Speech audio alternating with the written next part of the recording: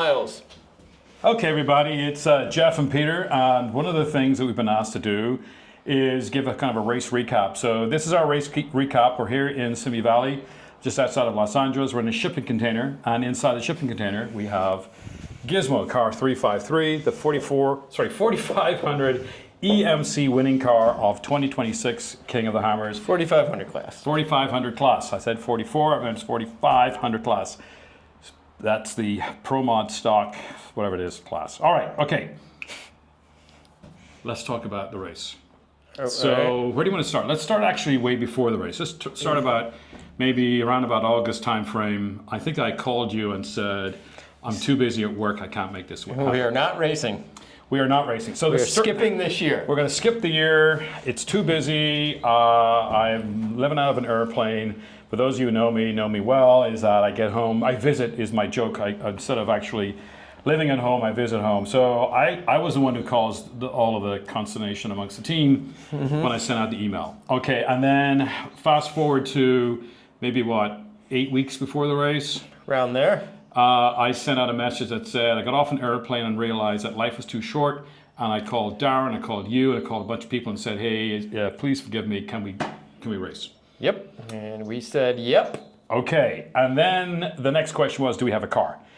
And let's talk about what happened last year to the car real quick. When we exited 2025 of King of the Hammers EMC, what state was the car in?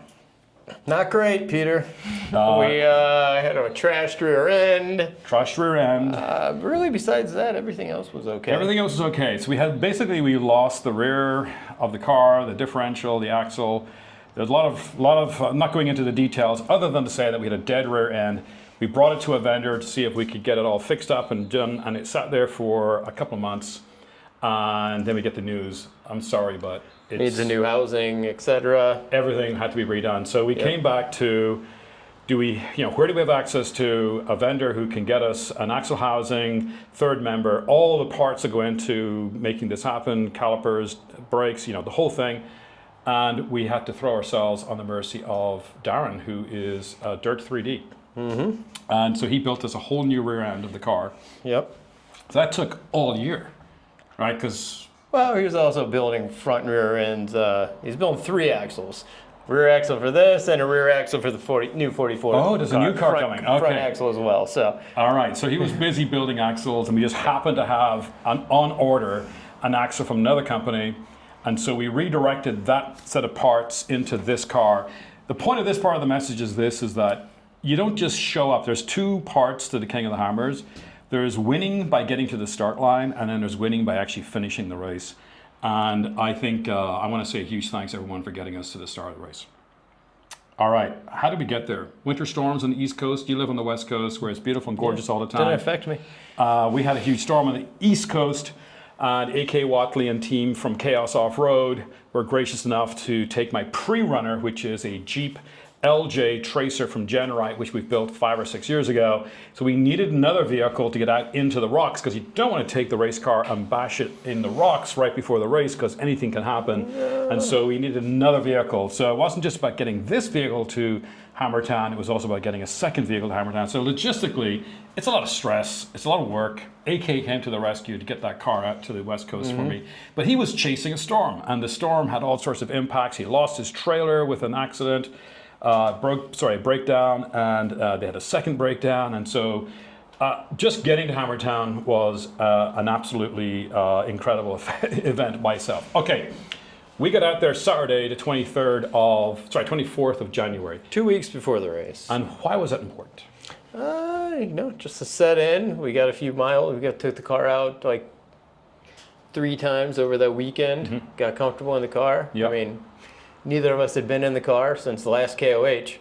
And the rear end, the third member, the differential, axles, nothing had been run. Nope. So we put those through a heat cycle or 2 and just got re-comfortable in the car. And the car felt absolutely amazing. In fact, actually, the new rear end, I don't know if it was my imagination, but it felt, especially at high speed, we felt the car was sitting down much more solidly at high speed and was going through the whoops really, really well at certain speeds. Yeah, the car handled beautiful in the desert. So Sunday, you head back to work. I stayed out at Hammertown, And this is the first year that both Jeff and I stayed in an Airbnb versus in a RV or a trailer at Hammertown. What are your thoughts on that? I had mixed thoughts the whole week because obviously your whole team's standing and on the lake bed and you're like, man, we got to leave. They're having fun. But I did feel way more well rested leading up to race day, qualifying throughout the whole week. You're actually able to go to sleep in a bed, kind of wind down watching TV or whatever KOH's live streamed that day. We ended up watching it at night and falling asleep. So I think it definitely helped the race being way more well rested. There's not fireworks going on at 2 a.m. There's not people revving their engine at 3 a.m. going to the chaos to and from Chocolate Thunder that you listen to all night. So it was definitely worthwhile. Yeah, I for me, the big revelation was, I say, just like Jeff, I was worried that we weren't going to sort of experience the sort of the King of the Hammers experience you get when you're in the tent or in the RV. But honestly, for us as the race team, being rested every morning was actually fantastic. Having a real restroom, a shower, and sort of, you know, it made a lot of difference. And getting in and out of Hammertown wasn't nearly as difficult as I thought it was going to be. No, it was not. Okay, I did some of the pre-running with AK, and eventually on Wednesday, yourself and Tony Pellegrino from GenRight all show up. We do a little bit more prep, and then Thursday, what do we do?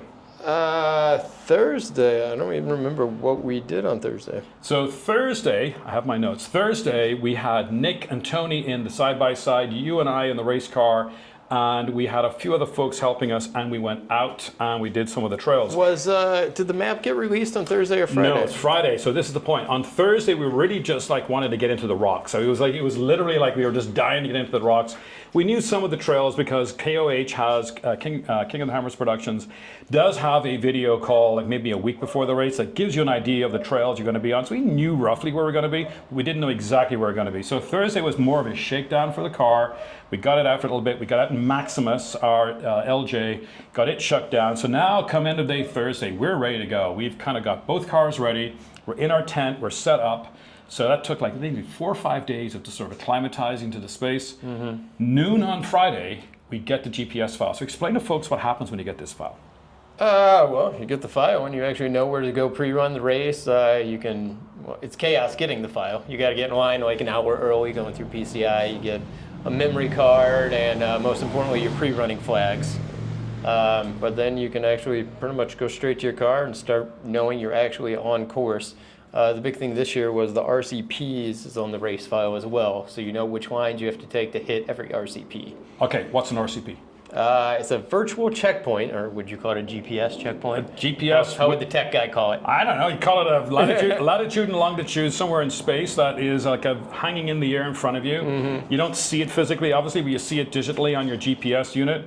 The GPS file had 107 or so? 106 RCPs, which are rock control points, and 35 VCPs, virtual control points. Now, the difference between RCPs and VCPs is super important. RCPs are designed to get you down into the rocks, and they have a 50-foot diameter, 25-foot radius. So you have to be within 25 feet of that point in space as Jeff sees it coming up on a little point on the GPS unit. Now, this point doesn't have to be in the middle of the rocks. It can be in the side of a mountain, which means that only maybe 10 feet or 12 feet of that RCP are poking out into the trail.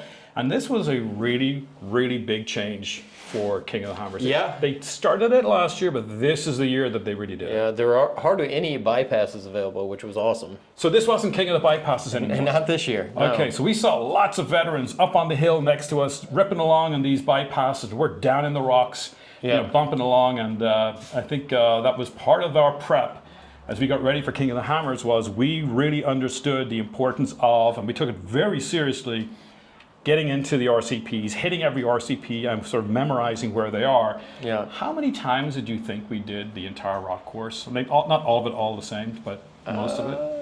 I think really just 2.5. 2.5 times? One during the race. We always like to run the whole race course, pre-run it at least once. Yeah. And pre-running, you're not just like going out race pace, you're getting through, you're getting out, looking at different line options. We're backing up, we're going forward. Having a choice line, if that line's clogged, a different line. So you're getting out, helps to have a few other Jeeps or people with you. You can Well, be let's talk about that. We had the Genrite crew. We had Kelly, Blake, Nick, Jeff, Cameron Clegg, and Cameron Harris.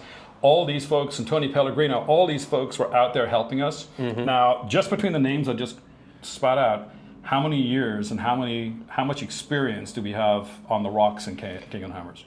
Oh, we had a ton. I mean, even just having Tony out there, he's been racing this almost since it started. He's like me. We're out there all the time. He knows almost every rock out there. So this is one of the key messages I want to get across is we don't just show up at King of the Hammers and run it. There is a massive amount of prep required. And you can tell the people who think they can just sit there and look at the line and say, oh, I can just look at the rocks and tell the line. Well, I'm here to tell you that's absolute rubbish.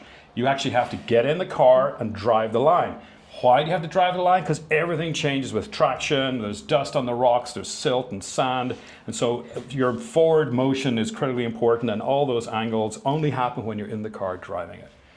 Correct. Although with that said, the rock trails do change from pre-running to the race. Yep. It's just you pretty much have to have an idea, but just use heads-up driving.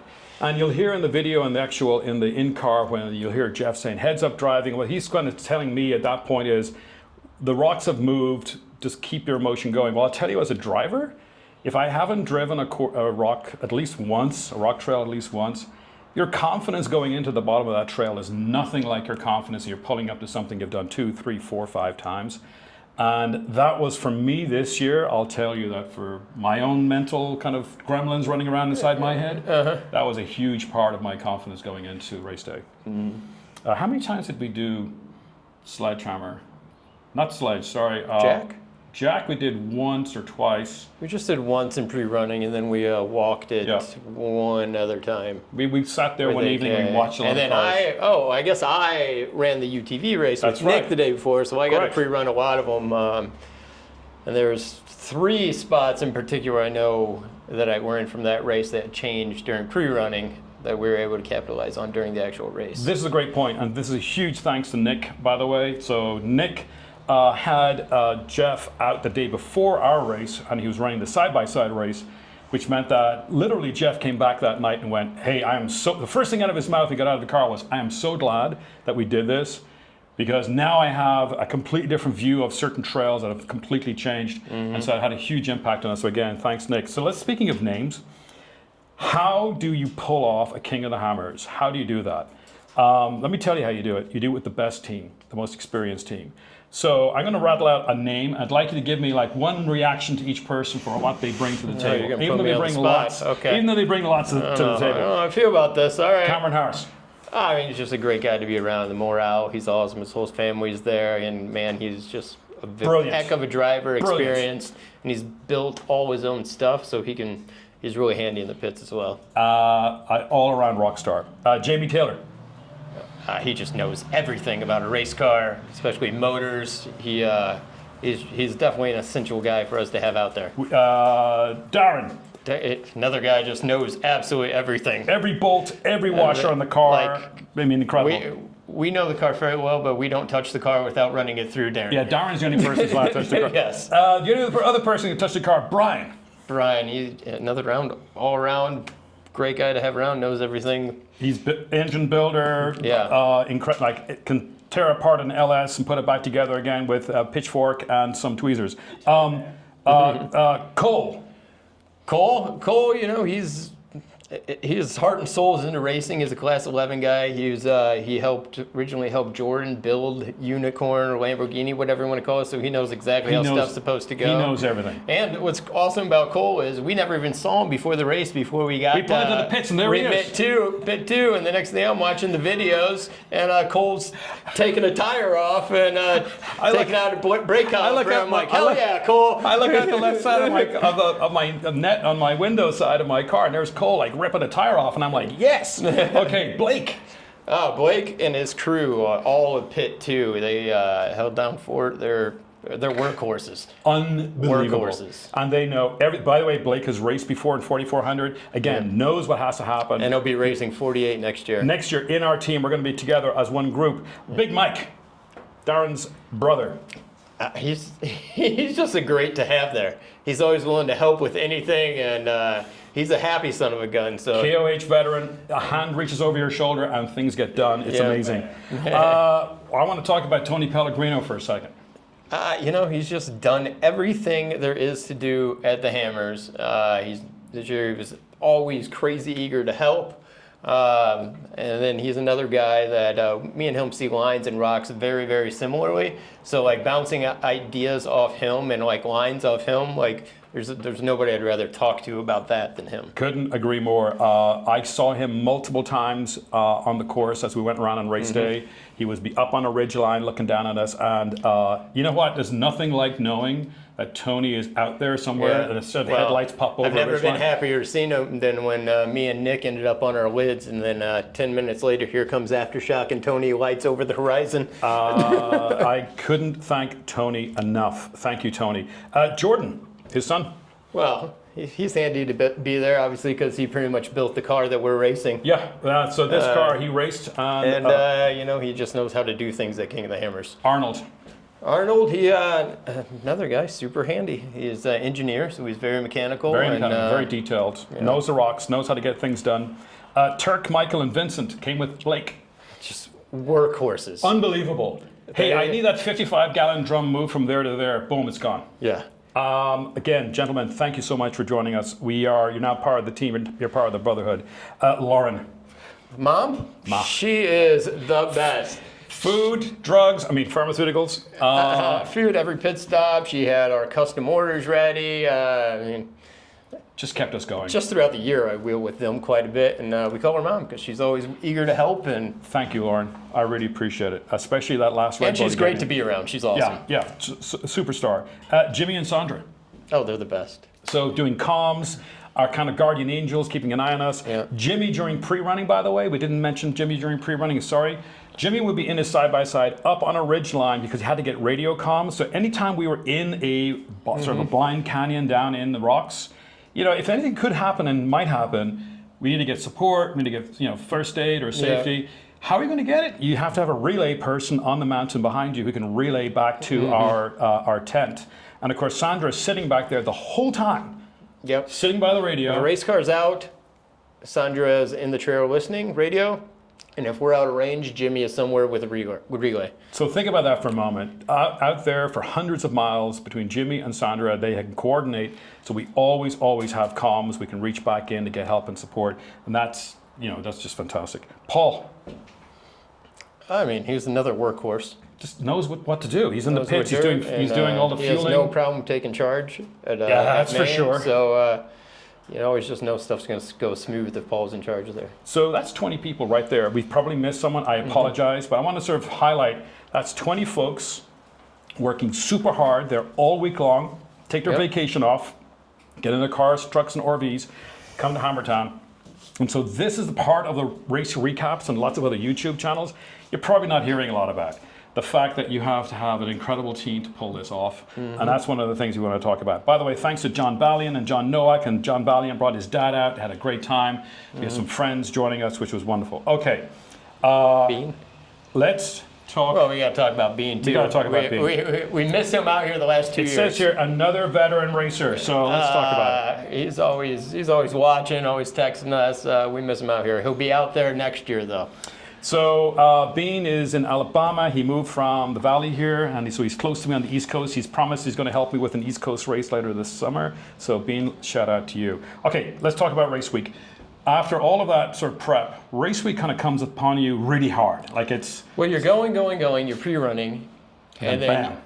Everything just kind of happens to where you're qualifying, tech and contingency. Certain rock trails are closed. Desert's closed. There's races going on. There's a hot race course where you can't just wander around. You've got to be super careful. You've got trophy trucks doing 120 miles an hour in the desert, and you've got people doing rocks for pre-running in fully kitted out 4400 cars coming up behind you. So it's not a place to be complacent. It's not a place to sort of show up and think you're going to be on a trail ride, and stuff can happen. So we get through contingency and we get through all of that, which is, by the way, is to just check your car that it is safe and compliance with the rules and regulations. You did. I was out there racing. He was out there racing with Nick. Okay, let's talk about race day. We get up from the Airbnb, we have a shower, we have coffee, cornflakes, we get in the car, we drive there. all things are good. And Jimmy and the team and Brian and everyone have already got the race car in line, ready to go. We jump in our suits, we batten down the hatches, and what happens? Then we take off and go race, Peter. We go race. That's a great point. So we go race. I'm looking around to see, we're missing something that we're going to show everybody here in a minute. We'll find it in a second. But tell us about the race view.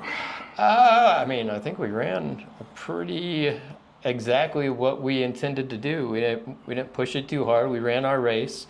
There are a lot of people, you can tell, since there was a rock trail so early in. Well, let's talk about that. So usually lap 1 is just a big desert race and everyone's just ripping out into the desert. This year, though, what happened?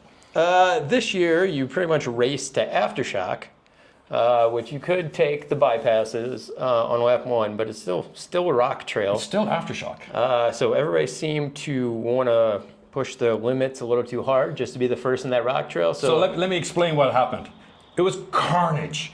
We got to Aftershock and there's cars everywhere. Yeah, like people would fly by us in the desert and I'd be like, don't worry about him. And then sure enough, like every year, everybody that pushes, it goes like a bat out of hell out of the gate. We end up passing somewhere in the first rock trail. Yeah. And I think it was in that rock trail we started to realize that we had some pace in the rocks. I think we knew that before that rock I know, trail. but it was good. It was good to pass some of the veterans. Like we actually passed some of the 4800 cars. And it was at that moment when we had our flow that we began to realize that we really had the momentum and all that pre-running was going to pay off. Now, what happened to the car? What state did the car end in relative to how it started? We're jumping straight to post-race car report. Well, let's talk about it as we're going through the race. Talk about a couple of the moments. I mean, to be honest, we planned to go straight through remote pit on lap 1, which we did. So we had calculated our gas. Yes. We at least apparently down to a T. Down to a T. We're down to 3% gas. Yeah. So we go through pit 1, our remote, just usually historically pit 2. We go through Aftershock. We do the whole desert, which desert was fast this year, very fast. So we went around. We passed Maine, and then we went through Spooners, Outer Limits, and we ended up gassing up at pit 2 again. And as we're coming out of Outer Limits, I noticed that our gas percentage was at 3%. So I didn't tell Peter this, but the whole time I'm like, oh, we better make it. So we made it. We made it all the way around.